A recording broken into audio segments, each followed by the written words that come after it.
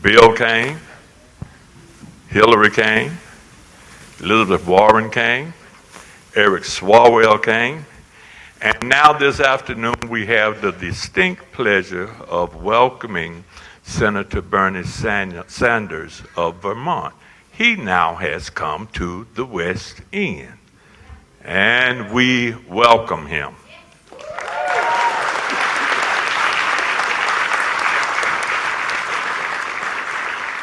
But not only do we welcome him, we welcome everyone here who believes that health care is a right and not a privilege.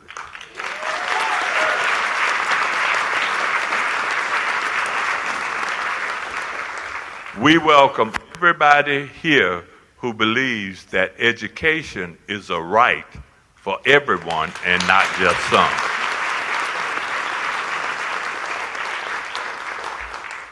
We welcome everybody here who believes that the Mueller report should be released to the public unredacted.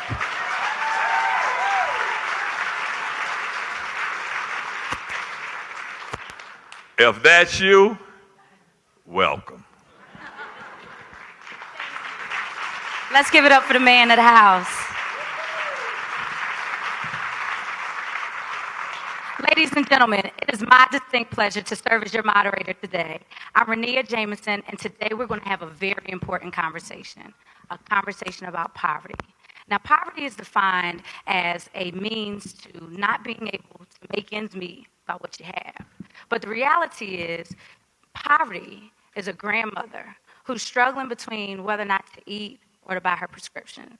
Poverty is a father who's struggling to find a decent job so that he could take care of his family and feel like a man that he should be. Poverty is a mother who is struggling to come home and spend time with her kids and plan opportunities to educate her kids because she's working so hard just to make ends meet. Poverty is strangling far too many of our Americans. And in South Carolina, we know it's strangling South Carolina.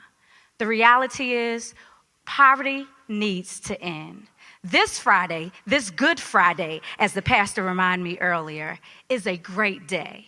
It's a good day because we're together and we're going to talk about solutions to end poverty. And we're not just going to talk about it from the top down. We're going to talk about it from Greenville, South Carolina on up. Yeah, let's give it up for yourselves. And so on behalf of Working Heroes South Carolina, again, Renia Jameson, your South Carolina State Director, welcome.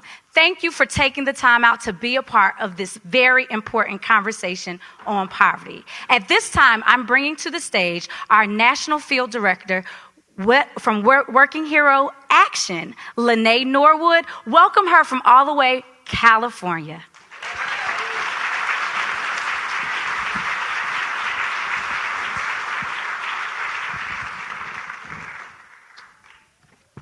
Welcome. How y'all feeling today? I think y'all can do a little better than that. How y'all feeling today? All right. Well, thank you on behalf of Working Hero Action.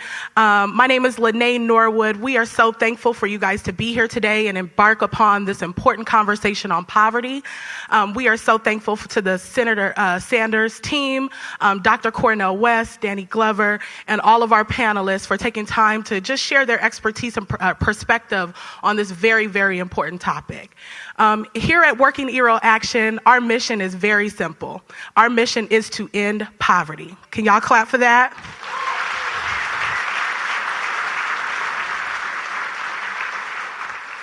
And together, I think we can. Y'all feel like we can end poverty? Yeah. If everybody does their part, we can make sure that no family is going without. So just a couple of things in case you weren't aware. Did you know that 1 out of 2 families can't afford a $400 surprise expense? That's unacceptable. That looks like a broken wrist, a few blown tires, a busted pipe in their home. Half of our families are one crisis away from poverty.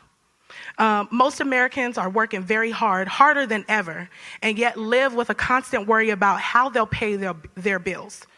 It's time for like-minded folks like us to come together and settle for nothing less than to end poverty. So it's our honor to be here with Senator Sanders from Vermont. We are thrilled to have you here and welcome you to discuss this topic that couldn't be more important, economic empowerment. Senator Sanders, as you travel the state, I'm sure you are hearing a lot about the struggles South Carolinians are facing. So many people are working hard day in and day out to pursue their dreams. Moms and dads are working hard to give their children every opportunity.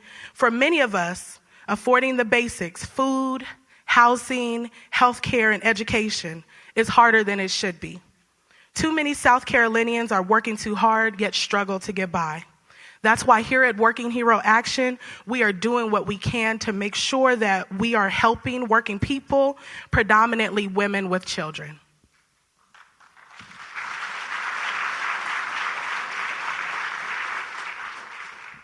Now, you guys know tax day just passed, right? And normally that's a stressful time.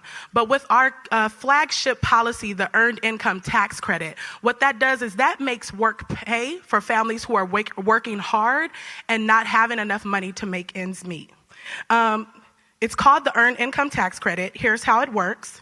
If you're a low-income worker and you file your taxes, you could earn hundreds, even thousands of dollars back.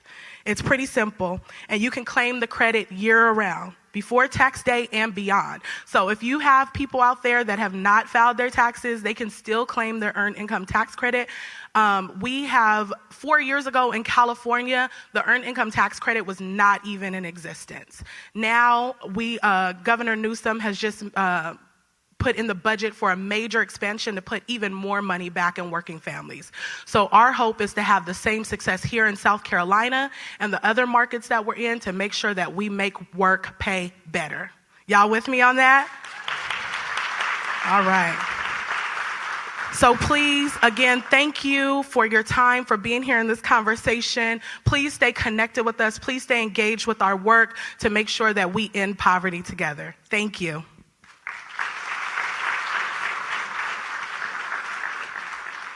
And now I am very, very proud to bring up our National Policy Director, Carrie Harris. Can you guys give her a round of applause?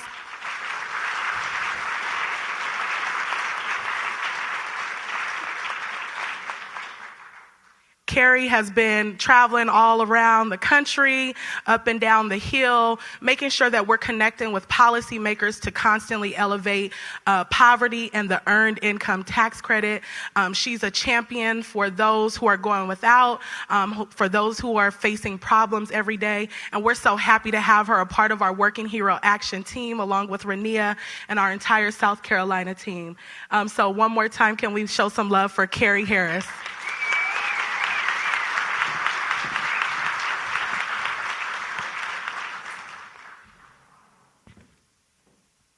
So, you've heard a little bit about us. Now we're about to introduce you to our guests. Again, Working Hero South Carolina is here to end poverty. We want you to join us on this journey, but today we want to have a strong and important conversation. So Carrie will serve and Lene will serve as our seat at the table, and I'll be your moderator. But today's going to be a little different discussion than what we typically hear when politicians come in the building. We're celebrating our local heroes. So at Working Hero Action, we believe that heroes are those who get up and go to work every day and work hard to take care of their family and improve our community. We've got those folks with us today. And they're not just working hard for their families, they're working hard for your families too. So each of our champions will be joined by one of our amazing guests. So we're going to present them and we're going to get this conversation started. Y'all feeling good about that? All right, so let's go. First up, we are going to have, coming to the stage, our local champion, Pastor Mills from Mount View Baptist Church, Urban League of the Upstate. And he is escorted by the acclaimed actor, Danny Glover. We promise, they coming. Let's give them some love, y'all.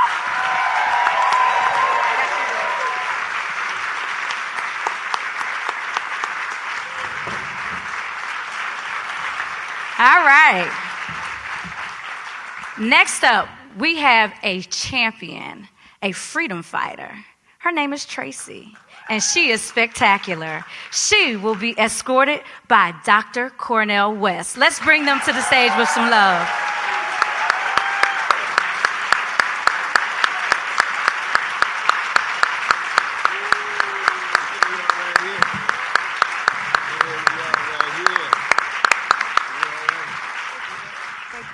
And our last, but definitely not least, our last wonderful panelists that are joining us, our local champion, Gerry Blasingame, who has been working to change this community from personal development, economic development, and he's got beside him none other than Senator Bernie Sanders.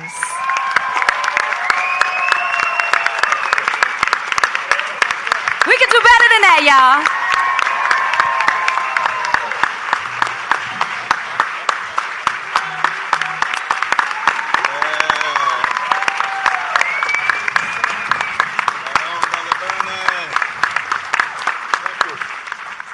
Now, let me explain to you how today's courageous conversation is going to go.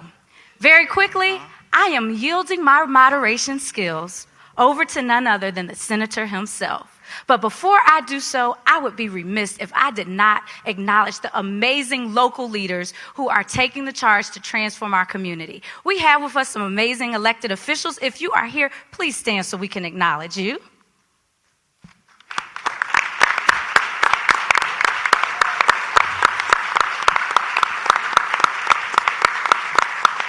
So, the way this is going to work, I'm yielding my skills to Senator Sanders, and he will be our moderator. I will be quiet until I let you all know what our next steps are. Senator Sanders, take it away. Thank you all very much for being here today to discuss some issues that are not talked about very often. And there are two issues that are in my mind. One of them is the issue of poverty in America. Not an issue that we talk about a whole lot. There are some 40 million Americans living in poverty. They're living in South Carolina, they're living in my state of Vermont, and they're living in every other state in the country. These are people who, in the wealthiest nation in the history of the world, have no health insurance. And they are scared to death about what happens if they or their kids get sick because they don't have the money to take them to the doctor.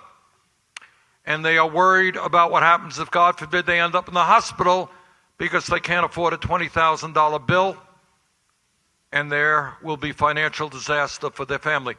These are people, some of whom we spoke to this morning. A teacher in Greenville,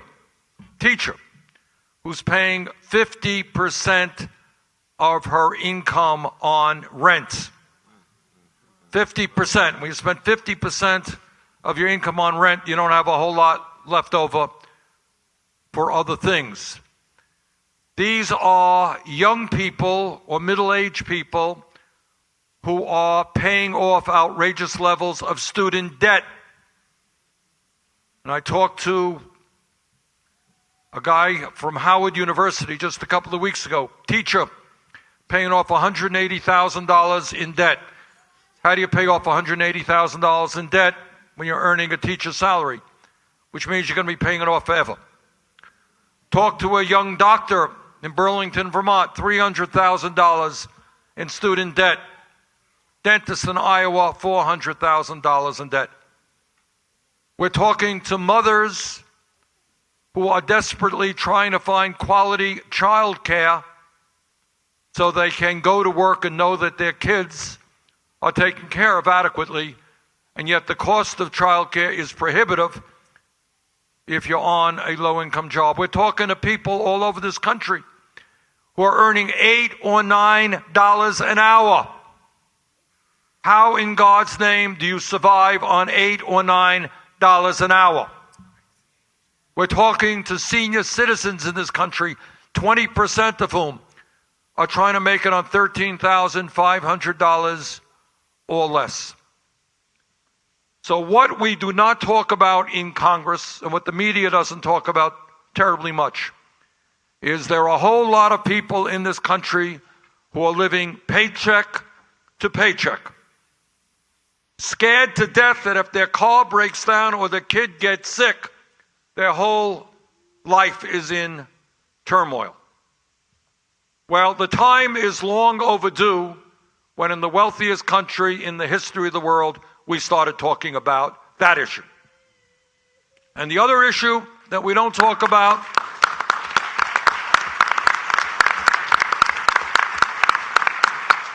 and the other side of the coin on that issue is another issue we don't talk about very much. And that is that in America today, you got 3 families who own more wealth than the bottom half of American society, 160 million people. You don't hear that on TV or in Congress too often.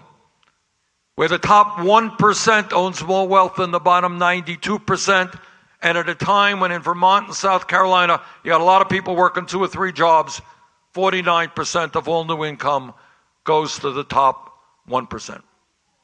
So those are some of the issues that I think as a nation we need to discuss, and today we are going to begin to do that. And I want to thank everybody who helped organize the event, and thank everybody who was here today for this discussion. I'm not quite sure who is supposed to lead off. Ron, do we have you want to help me on this one? I sure will. Okay. All right, why don't we start off with Dr. Cornel West. All of you know Dr. West.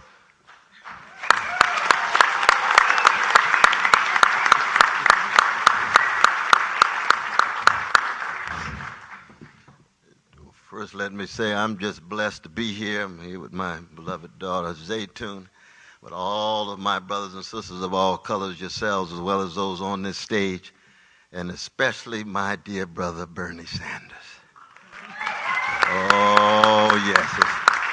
It's a wonderful thing to have a politician in high places who's still on fire for justice, who still has a fundamental commitment to poor and working people, not because it's fashionable and faddish, but because that's the kind of human being he chooses to be. Be committed to integrity, honesty, decency, and generosity.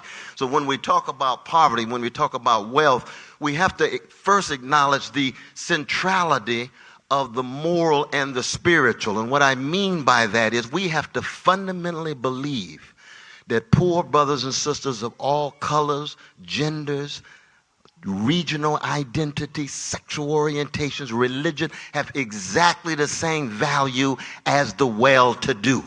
That's a fundamental moral commitment.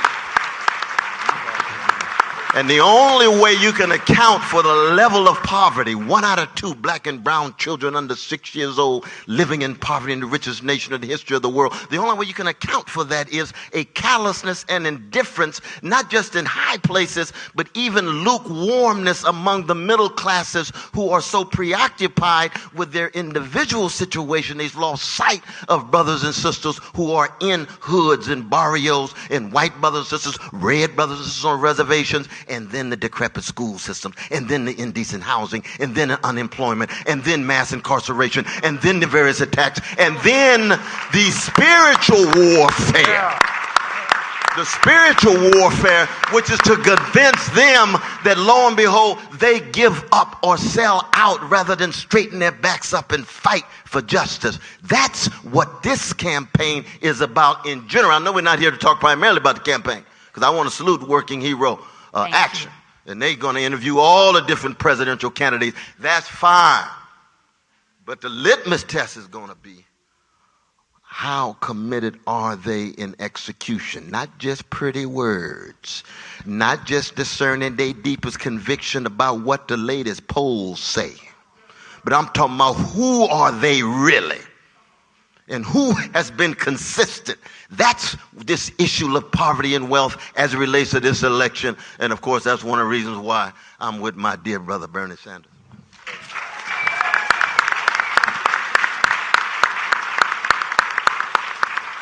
We have a special guest with us today. All of you know him as one of the great actors in modern American history, enormously successful actor. We've all seen his films. But many of you don't know that Danny Glover has been involved in the fight for economic, racial, and social justice for his entire life. My pleasure to introduce Danny Glover. Yeah. Thank you all for being here.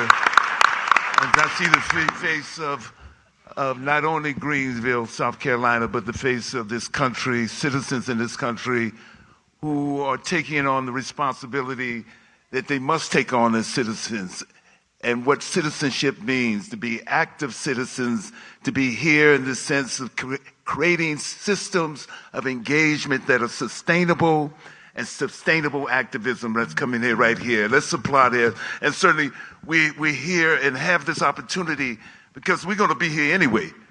Because we know the issues affect us here, that affect you right here, and us in the nation are the same issues. And the intersectionality between those issues is important to understand here.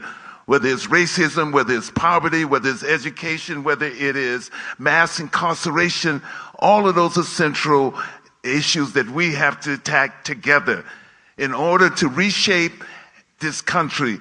In order to transform this country, we have to be right here today with this discussion, and to take this discussion from right here at this moment where we are right now and take it not only here in South Carolina, but down to my mother's home state, to Georgia, and across the country, up to North Carolina, up across the country. We have to keep taking this message. And we have our brother here, our dear brother, Bernie Sanders, who is there, who understands and is engaged right here in governance about how do we change this country, how do we transform this country. So I'm glad to be here with you today, and this is not my only visit. This is visits that are many visits that I'll be here as we build this campaign and build a new energy that's necessary in this country. Thank you so much for allowing me to be with you this day, as we begin and continue the work that we must do, have to do in terms of every single issue that's on the table now, whether it's the environment and global warming, whether it's how do we create a future for our children, how do we begin to really realize the truth of what this country is. James Baldwin said, when we cannot tell the truth about ourselves, we are trapped in it. And we need to tell the truth. We need truth telling right here. And we're here to be truth tellers here. Thank you so much. Thank you, Denny. Thank you. Our next speaker is Tracy Font, who is with the K. Young's People's Pantry and a founder of that organization. Tracy? Being from a place of poverty myself, growing up in Detroit, Michigan, and seeing poverty firsthand, moving to Greenville, South Carolina, and even being in a position now where I can help people understanding that poverty is systematic and that we must all work together. And now sitting in a room full of people who were involved in the movement from the 60s till now, who understand that the system has not changed, so the mindset of the people must change. Knowing that we must, as a people, be determined enough to take a stand and not look down on those who we view as smaller or who are lesser than. That's right. But view them as individuals, view them as our fellow man, and reach out to them and consistently help them regardless. Being from a place of poverty where I was a mother working minimum wage, raising 4 small children, knowing that at any moment my power could be disconnected. At any moment we could have no water. At any moment an eviction notice could be put on my door. Like I said, I speak from a place of knowledge because I've been there before. And I know that now we're in a generation, we're in a time where we need people, we need leaders who will stand up for us, for the many who are suffering. And now that I am in position to be a leader, to be a freedom fighter in this community, I stand with Bernie Sanders and the people here on this stage. And I say that we must continue to fight. And I appreciate this opportunity. Yes. Yes.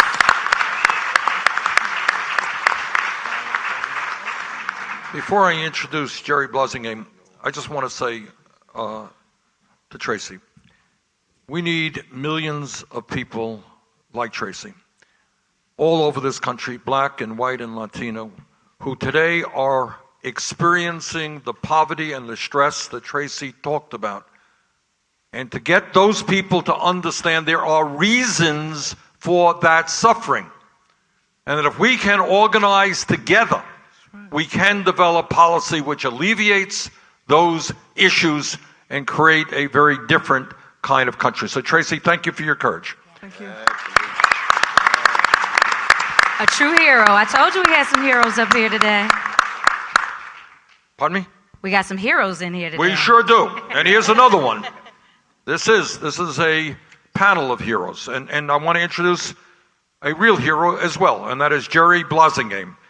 Gerry is the executive director of Soteria CDC, senior pastor of Soteria Christian Fellowship. Gerry, thanks so much for being with us. Thank you, Senator. So I'm here representing the over 70 million Americans who've been impacted by the mass incarceration system, criminal justice system. There are 2.3 million people right now. There are 2.3 million people right now in our jails and prisons. Poverty is the root cause of mass incarceration. I was raised in poverty. I was a victim of crime. My mother was murdered when I was 5 years old. I didn't even get an opportunity, growing up with no parents. And so I'm here to help change this system.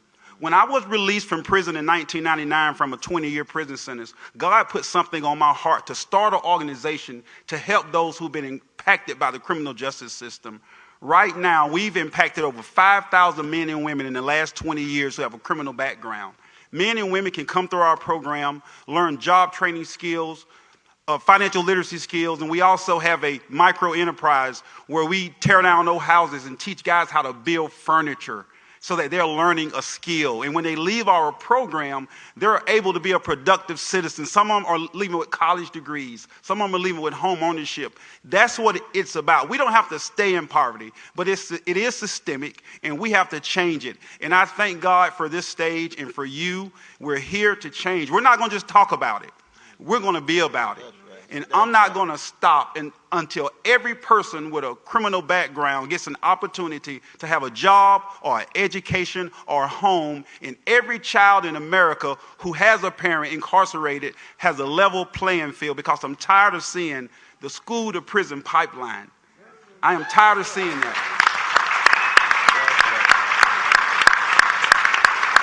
And I believe that we can change America, one person at a time.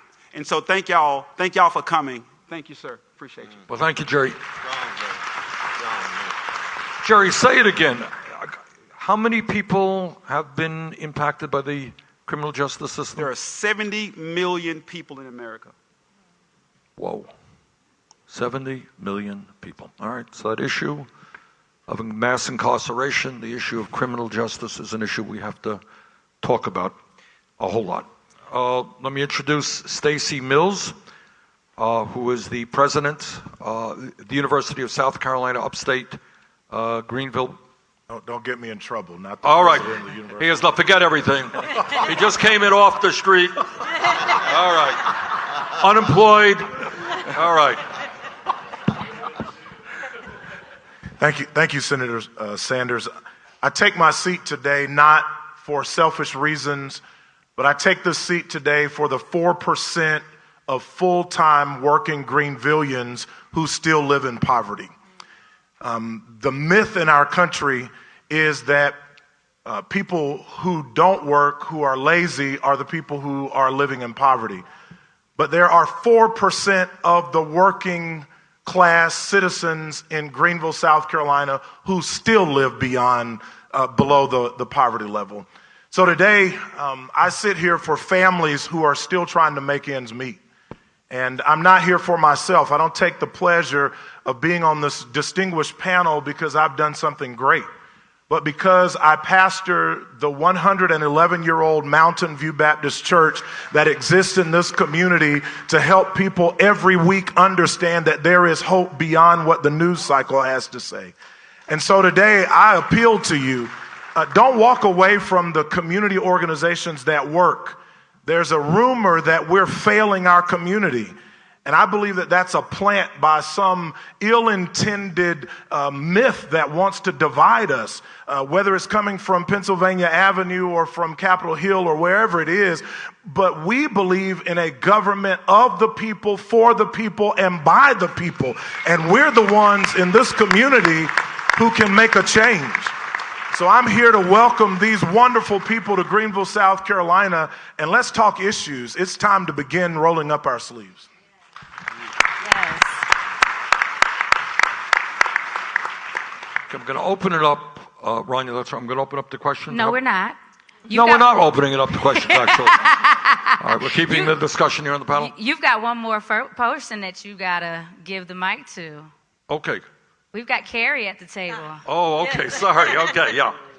No worries, Senator Sanders. Hi, everybody. My name is Carrie Evelyn Harris, and I'm the National Advocacy Director for Working Hero Action. You've seen me going around videotaping because it's important to us that your story be heard.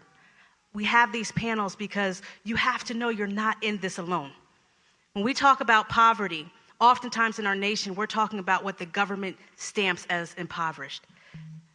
Just to give you a number, they equate a family of 4 making less than $26,000 to be impoverished. To me, that's not poverty, that's destitution, meaning you don't even have enough money to take care of yourself and meet your own basic needs. But here at Working Heroes Action, we're changing that definition because we understand that right now, 4 out of 5 Americans are living paycheck to paycheck. That's poverty. That is poverty because at any given time, you are in a state of stress, worrying if you will be able to put food on your table, a roof over your head, keep lights on. Send your children to the proper schools for the proper education. Pay your premiums for your health care, your deductibles, your co-pays. That's poverty. And I'm an organizer by trade, so I need you to understand this. I need you to look to your neighbor and say, neighbor, you are not alone.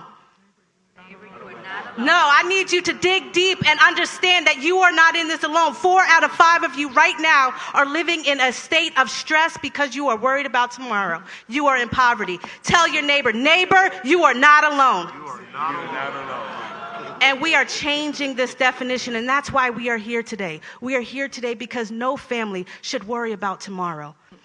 When you are talking about minimum wage, here in this state, it's $7.25. $7.25 to buy an off-brand box of diapers for a child. I know I have a 2-year-old. It will cost you 3 hours of pay here in this state. If you want to simply feed your child a peanut butter and jelly sandwich, to buy the peanut butter, the jelly, and the bread is going to cost you 2 hours of work. That's destitute.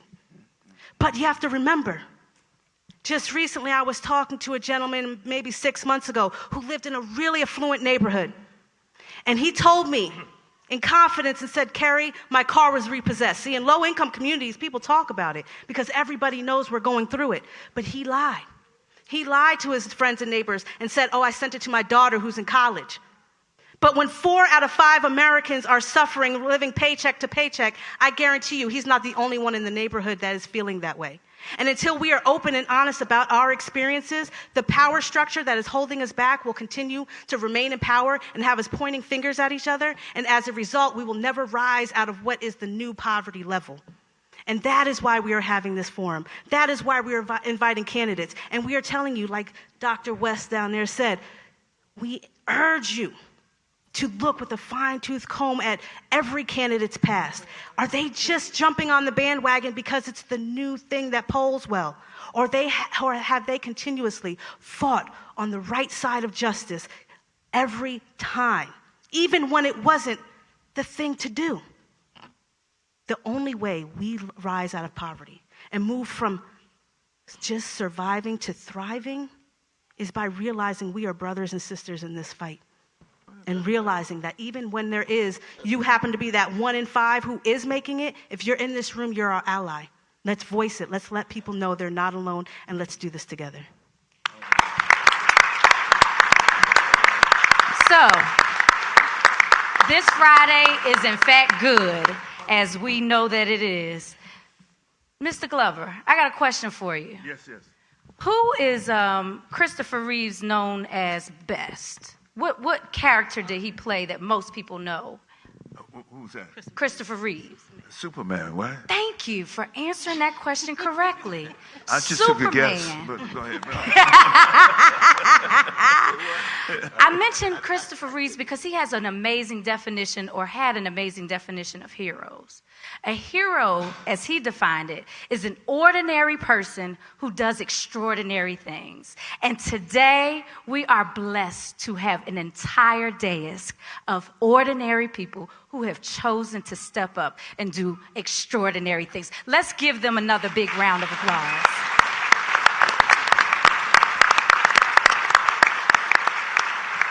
At this time, we're transitioning to you, our heroes in the crowd. I need my gentleman with my mic. Where is he? All right, we need that right on up front. And we're going to start with the man of the house. So if you wouldn't mind standing, Reverend Speed, they'll bring you a mic, and he'll get us started.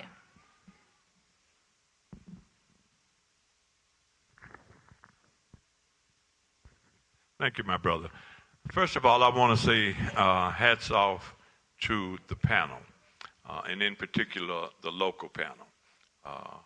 They do so much within the city of Greenville to make Greenville better than it has been. And so I want to thank you. And I want to welcome you all to ATC, the Downtown Church. Here we do a soup kitchen. Here we do affordable housing. Here we incubate businesses. Those are the things that we do to try and impact poverty, along with the things that the panel does to impact poverty. And at the end of the day, we stand here and it's not enough. It is not enough. In Greenville, you have to make $60,000 in order to live within the city of Greenville and live in a house that's affordable. So my question is this, Senator. What is your strategy, and you've heard this question before, what is your strategy to redistribute the wealth to where it impacts at a significant level to change the lives of the people that I come in contact with every single Saturday and every single day in the ministry that we do here at ATC? Well, Reverend, when you ask a question which includes the phrase redistribute the wealth, I think many of my political friends will get very nervous. Not me.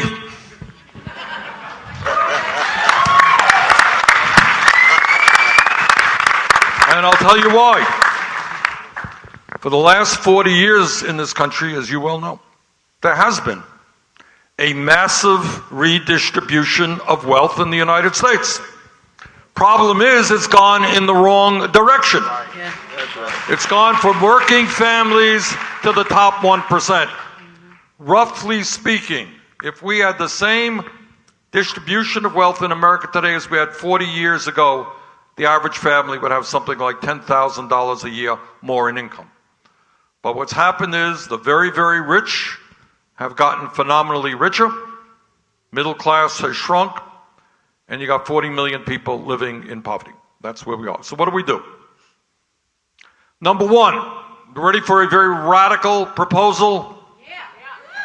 Actually, not so radical, but how about if in America you work 40 hours a week, you don't live in poverty?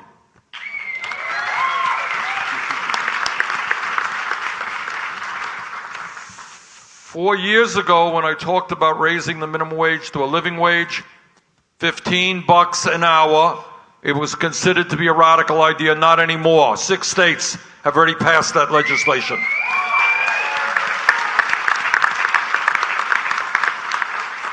Want to deal with distribution of wealth and decency for working people? How about the United States joining every other major country on earth and guaranteeing health care to all people as a right through a Medicare for all single-payer program? Want to talk about poverty and opportunity?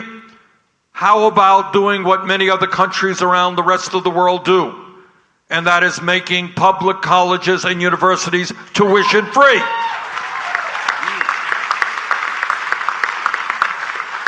How about substantially lowering student debt for working families? How about creating up to 15 million jobs by rebuilding our crumbling infrastructure? And by the way, when I talk about infrastructure, we're talking about building affordable housing. And how about doing something that the President of the United States denies exists? And that is to understand that climate change is caused by human activity.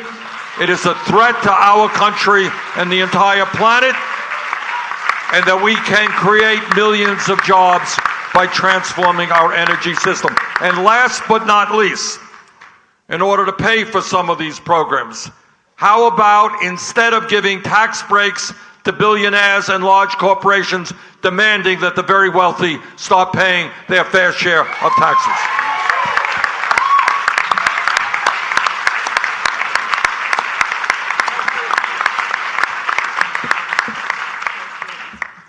At this time, we have had some questions submitted from the audience. Now, again, as your moderator and the person that's working really hard to squeeze in as much of this great discussion as we can, please don't be angry with me. We have to ensure that we get this conversation in, so thank you for those of you that have been brave enough to issue us your questions. We will address as many of them as we can, and we've asked you to write them down and leave them with us, and we will pass them along to the Sanders campaign. So if we don't ask it out today, we promise that he will see them. Fair? Does that work for y'all? Okay. So, first question we have received is from Miss Littlejohn. She's right here in Greenville. I believe it's pronounced Tanika, and excuse me if I've pronounced that wrong. This question says, what is the solution to combat gentrification in this exact area, West Greenville and the greater Sullivan area? I think he knows who it's to. And we'd love for you to chime in too, sir. So I'm happy to jump in on this question, and I think Pastor Speed also will chime in on this. Our churches in this community have an opportunity to unite and purchase property and build housing in the community for the people that live in this community. Mountain View Baptist Church bought 25 lots on Cagle Street and Temple Street. 25 lots, cash. And we're not waiting for developers outside of the community to come tell us what we should build on our property. So we've decided that we're going to think this out. We are master planning, and we are building with our community in mind to include child development opportunities. Right now, our community is also having a dearth of child care. People who work every day are also concerned about how they're going to take care of their children. So this gentrification piece not only has to do with where we live and how we live, but it's an opportunity for us to work where we live and worship and play and study and learn without having to send our children all the way across the other side of town to get a good education. Thank you. Senator Sanders, did you want to chime in on gentrification? Well, I think this is an issue, again, that we don't discuss enough. Believe me, it's not just a Greenville issue. It is a national issue. True. We're seeing community after community where rents are going way, way up, and people who are born and raised in that community can no longer live in it. And I know Danny Glover has talked about that in terms of where he grew up in San Francisco, and Danny may want to say a word about it. I'll tell you just a couple of tools. I mean, the bottom line is that we have to say, before we even come up with a solution, what we want. And that is that working people have a right to continue to live in the communities that they love and where they grew up. That's the basic principle. Now, how do you go about doing that? Well, when I was mayor of the city of Burlington, where we faced similar problems, we developed the first community housing land trust in the United States of America. That's an idea that has spread all over the country. And what that says is you will purchase a house from the land trust, but you're going to sell it only at a marginally higher rate than what you pay for it. We keep it perpetually affordable. Second of all, if you are a developer coming in, you can't just do anything you want to do. You want to develop fancy housing, that's fine, but you're going to have to build a certain percentage of affordable housing.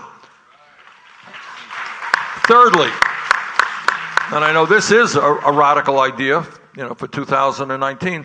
When I was a kid growing up in Brooklyn in a low-income household, my family lived in a rent-controlled apartment. All right? And I think that idea in communities around the country to say to landlords, sorry, you cannot just raise your rates by 20% a year, that people have a right to live in rental units which are affordable. So I think that's an option for cities around the country to be thinking about. Those are some of the tools that might be on the table. Thank you. So we are at a point where we don't have as much time as I'd like to delve a whole lot deeper. So panelists, I want you to think about this. We are talking today about national policies and national issues and challenges that face all Americans. But we recognize that those solutions exist right here in our local communities. So especially our local champions, we want to start with you. Will you please close us out and share with us what are some of the champions, some of the work that you're championing that you want folks in here to know about and to join you on that crusade? So I'm going to close it out first. Let's hear our wrap-up comments. And again, I know we're all very disappointed. We're almost out of time. But we're going to have a quick round-robin wrap-up comments from our local champions. And Blasingame, we're going to start with you. All right. Thank you. So as I mentioned, about 70 million people in America or have some type of criminal conviction. Right here in Greenville, even in South Carolina, 1 in 3 people have some type of criminal conviction. So criminal justice reform is big here because a lot of people who have a criminal background, there are 48,000 collateral consequences that cause people not to be able to get a job, move in a house, education. If you have a drug conviction, you can't even get a Pell Grant because of the 94 Clinton crime bill. We need to see people who are in prison get out, but not just get out worse than they came. 95% of the people who are in prison, they're coming home. They're going to be our neighbors. And so we're sending them in prison. We're giving them long sentences with no rehabilitation. And they're getting out worse. So we need to think about that. And so we need to work on, even expungements. We just passed a small expungement bill this year in South Carolina. We need to expand that. Also, some sentencing reform. People are getting too long of sentences. A 20-year sentence. What can a man learn in 20 years that he could not have learned the first year while he's in prison? And so, you are the voters. You are the voters. Next year, we got another bill coming out. It's clean slate. It's automatic expungement. When a person, after 3 years, a person been out, they hadn't reoffended, their record needs to be cleaned up with no fee. It costs $310 per charge. Per charge. And so we need to see you talking to your senators and your House members to vote these bills so that we can get our brothers and sisters and family members out here working. Because if we don't, their kids and their grandkids are going to be in prison just like them. Thank you. And you promised you're going to stick around. So if there's anybody that wants to connect with you, you're going to stick around, correct? I'm going to throw it down there to my freedom fighter. Go ahead and take it away, dear. And with Freedom Fighters Upstate South Carolina, we focus on the issues of social justice, prison reform, homelessness, fair housing, equal justice for all, so many topics. And I agree with Gerry. The system of incarceration and reincarceration must end. But not only that, we must focus on the housing issue as well. When someone has a felony, they can't get a house. They can't get housing. I get contacted on almost a daily basis by people who have something on their record from 10, 12, 15 years ago who can't get housing. We have to focus on affordable housing, actual affordable housing, though, for people who do not make $60,000 a year but want to live nice in a nice community. Right now, currently in Greenville, they're being pushed out due to gentrification, due to high rent costs, the high cost of living that the infrastructure has designed in order to push certain families out. As a community, we need to understand that we need to show up more to county council meetings, to city council meetings. We need to use our voices. We need to stand behind those who are willing to fight for us, such as Freedom Fighters Upstate South Carolina. We must understand and not only know the word gentrification, but know what gentrification means. Know that there are people out here that's struggling on a daily basis. Know that there are red line districts that are right now being mapped out, that are being bought and sold by people who don't have your best interests in heart. And so in order for us to be a better community, we can't just sit back and allow things to happen. We have to stand up and use our voices and demand that we have fair housing, demand that we have level income, demand that we live above and what we expect to get from this community. Because the issue, this is Greenville, like this is our home. But like I said, so many of us are being pushed out. So many are being pushed out because they don't understand what's really going on until it's too late. We're so far behind the ball when it comes to gentrification. It's nearly impossible for us to buy back a block now. However, we can invest in those who are truly trying to buy a block. We can invest and put our monies together and buy housing. And it doesn't just have to be in Greenville. It can be outside as well. But true ownership is what we need to focus on. We can't always focus on just being those who are renting and leasing everything. True ownership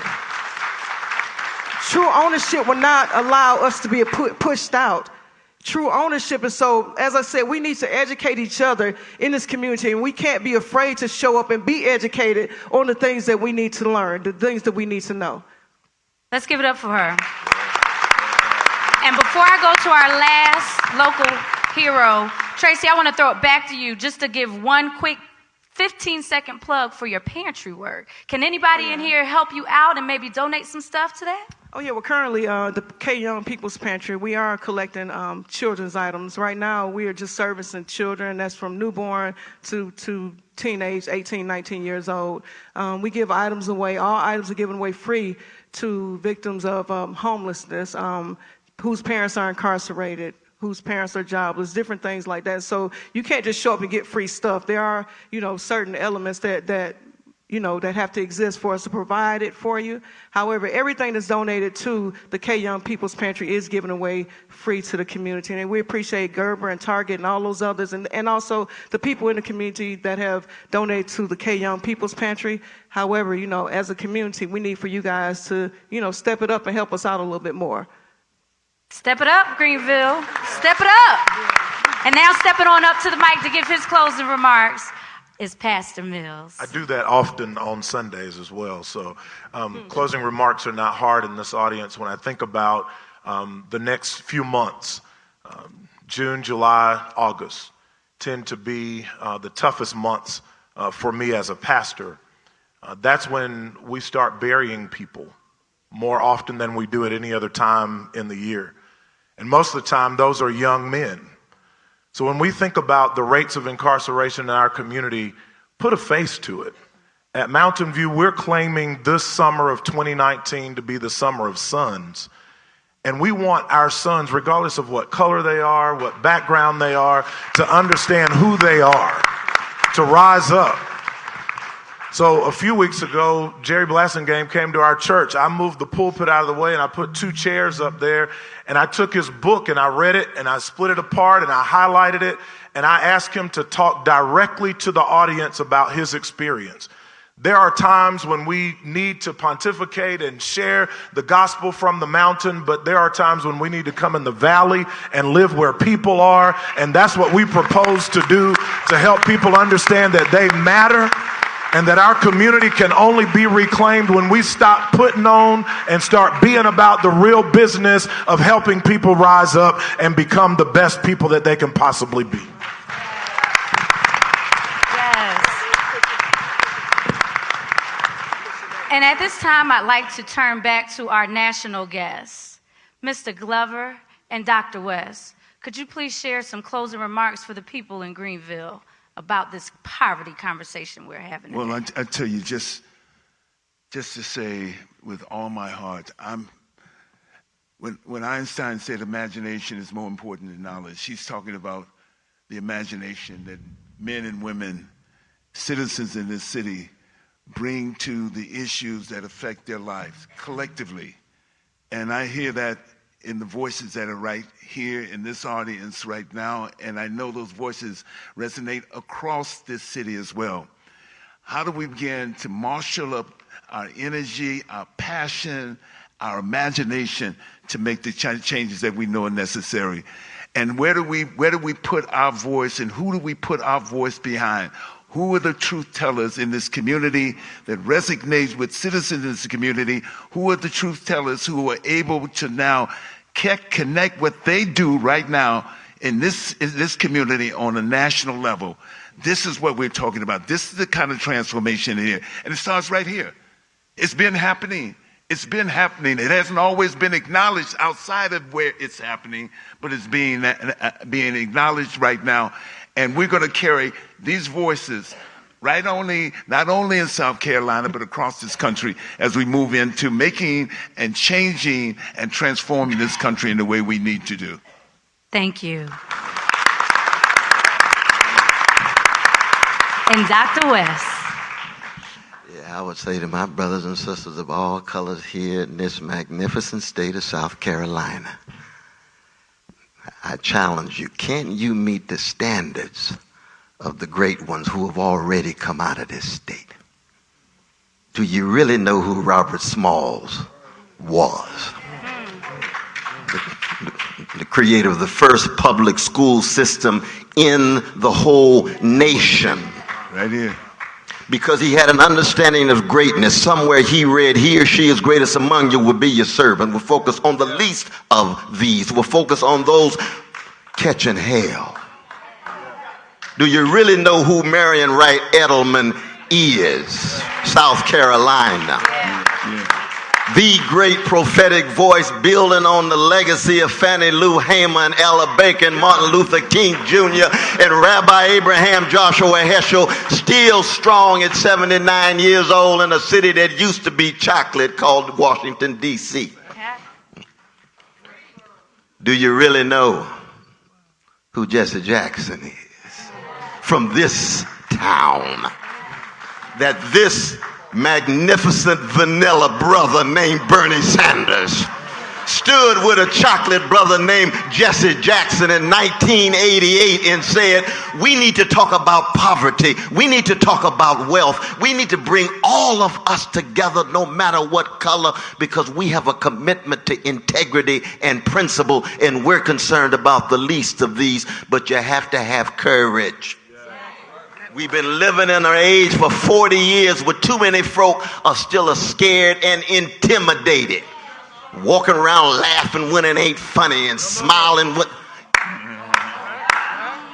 You got to straighten your backs up. You got to call into question some of your milquetoast centrist leadership who's not telling the truth and say, we have voices too. We concerned about something too. And if you really have that kind of care, you really have that kind of concern, then you have courage, then you have a moral consistency. What I love about this brother is not that he's a God, not that he's a deity. He's a human being trying to be morally consistent and bear witness in such a way that he can bring us together and change this nation. That's what we're talking about. That's Brother Bernie Sanders we're talking about. That's Brother Bernie Sanders we're talking about.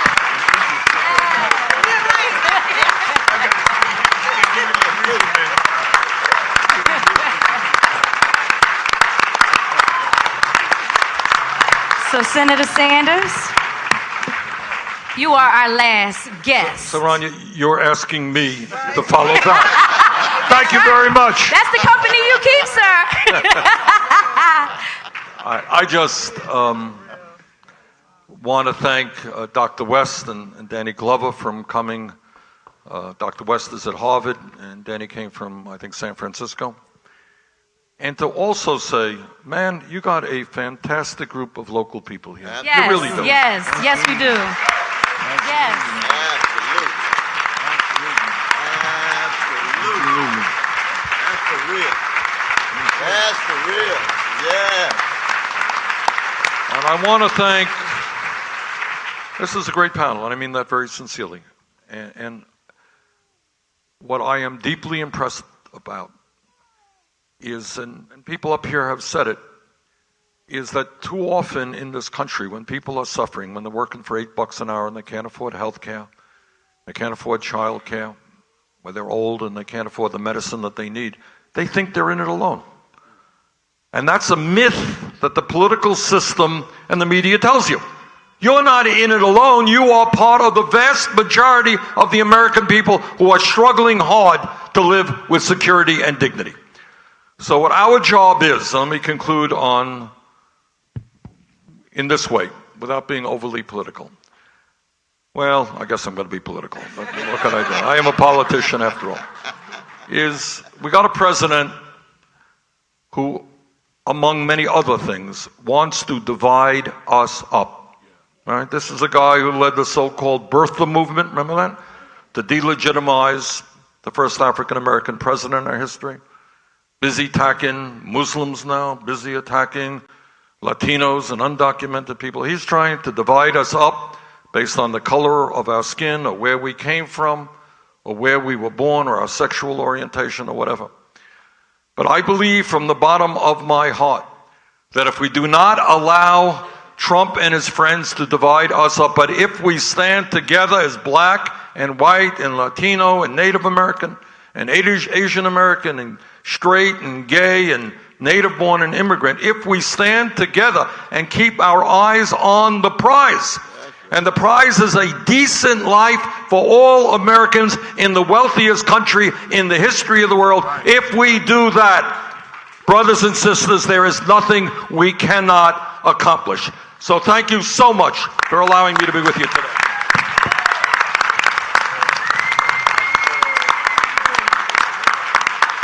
Ladies and gentlemen, did you enjoy this conversation today? Well, I've got some quick ways for you to continue joining us on this journey. I want to make sure that first, we let you know that you can continue hearing from these amazing national folks right down the road. Peace Center tonight at 5 o'clock, there will be a rally for the Senator Sanders campaign crew. Join them and you can hear more and connect with them there. We've got to let them go, but beforehand, I want to have everyone on the dais join us for a couple of quick shots. And as everybody stands and we take our final pictures together, I want to tell you how we can continue this conversation. Ladies and gentlemen, if you did not know, today's hashtag was Working Hero Poverty Talk. I will repeat that. It is hashtag Working Hero Poverty Talk. We want to see your pictures. We want to see your videos. We also want to have you to continue to join us. You should have received a card that shares with you how you can stay connected with Working Hero and our work here. This is just the beginning. We got more work to do, guys, and I need each and every one of you to put your heroic capes on and join me in the journey. So text to this number, 31996, the words EITC. We want you to text to join us on this journey. The words EITC stands for Earned Income Tax Credit, because we'll continue to be talking about that throughout the state, to 31996. Ladies and gentlemen, that concludes our time today. Thank you. Thank our guests. Thank the amazing hard work of our great local folks. Tiffany, Jessica, we've been getting it done in South Carolina, and we need to make sure we do it more. Thank you all.